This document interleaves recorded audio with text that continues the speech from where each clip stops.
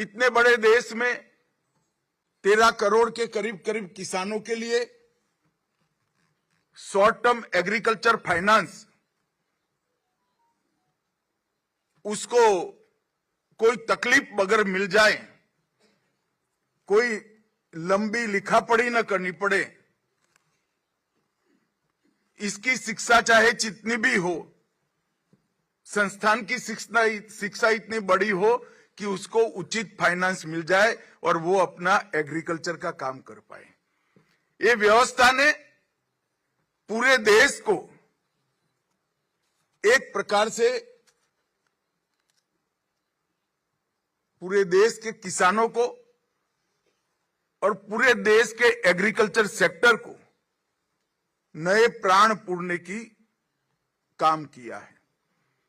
और मैं इसलिए ये हीरक जयंती के अवसर पर नेप्स्कॉप के सभी अब तक जिन्होंने ये इनिशिएटिव लिया, वो सभी को बहुत बहुत बधाई और साधुवाद देना चाहिए।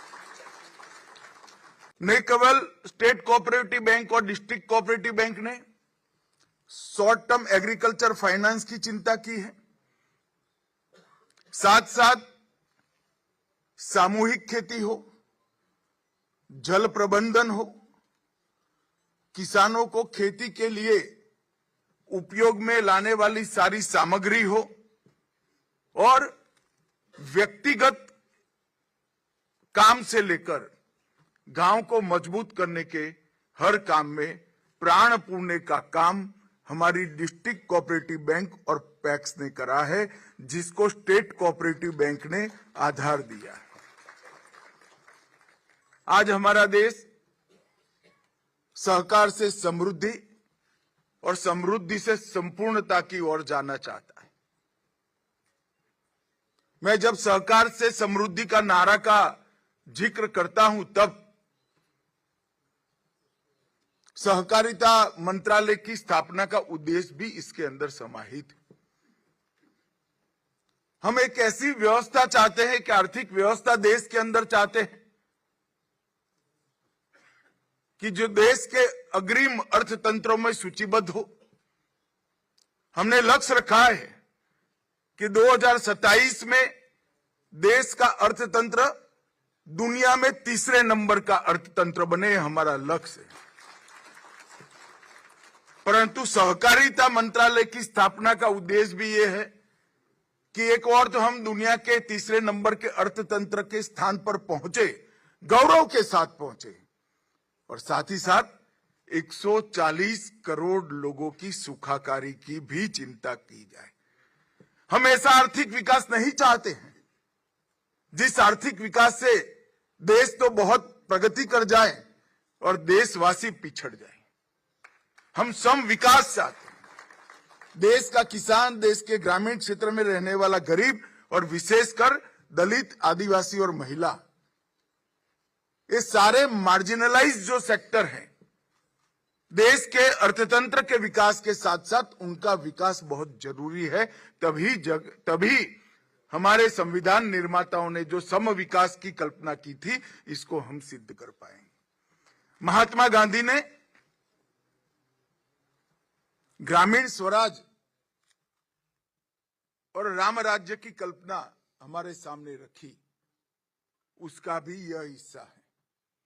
और इसको चरितार्थ करने के लिए 2021 में मोदी जी ने सहकारिता मंत्रालय का गठन किया, और मैं सौभाग्यशाली हूं कि देश का पहला सहकारिता मंत्री बनने का मुझे उन्होंने मौका दिया।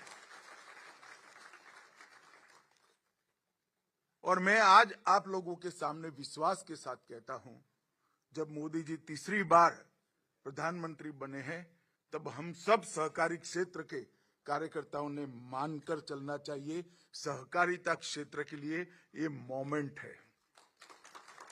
यहीं से हमें आगे बढ़ना है। आगे का रास्ता हमें प्रशस्त भी करना पड़ेगा, और फुल स्पीड से हमारी कार आगे बढ़नी चाहिए। मगर जो कार फुल स्पीड से आगे बढ़ना चाहती है, उसमें ब्रेक और एक्सीलेटर दोनों की चिंता करनी पड़ेगी। हमारे हर्डल दो जगह पे हैं, एक सीमलेस कानूनी ढांचा,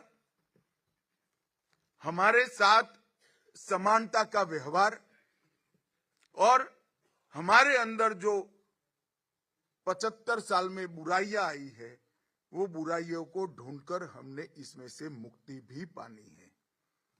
और ये दोनों चीजें अगर हम करते हैं तो मैं विश्वास से कह सकता हूं अगले 5 साल हमारे क्षेत्र के लिए डिफाइनिंग मोमेंट साबित होंगे और एक लंबे आयुष्य के सहकारिता आंदोलन में न केवल भारत विश्व भर की सहकारिता का दिशा दर्शन करने की क्षमता में भारत के सहकारिता क्षेत्र में हमने कर दिखाया है।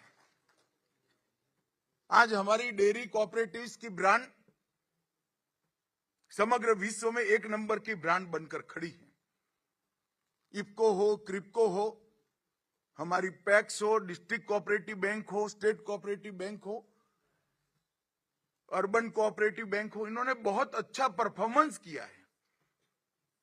मगर ये परफॉर्मेंस तभी मायने रखता है जब ये हर बैंक में किया जाए। एक बैंक तो बहुत अच्छा कर लेगी और यहां अवार्ड प्राप्त करेगी और दूसरी बैंक में सुधार नहीं होगा, ऐसा नहीं चलेगा। इसलिए ये जो सुधार है इसको कानूनी खाके के तहत बांधने की व्यवस्था करनी पड़ेगी, जो भारतीय जनता पार्टी की नरेंद्र मोदी सरकार आज कर रही है। बांग्ला खबर, आपनार राजनीति आपनार आवाज।